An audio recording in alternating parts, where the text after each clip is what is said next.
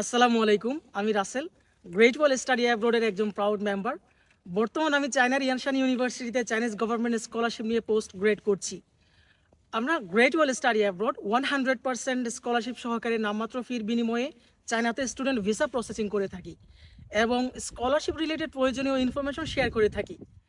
আজকে আমরা খুবই লাকি, কারণ আজকে আমরা আমাদের একজন নাইজেরিয়ান স্টুডেন্টকে পেয়েছি, যে কিনা 2024 সালের সেপ্টেম্বর ইনটেকে আমাদের মাধ্যমে চায়না এসেছেন এবং বর্তমান চায়নার ইয়ানশান ইউনিভার্সিটিতে প্রেসিডেন্সিয়াল স্কলারশিপ নিয়ে এমএসসি করছেন।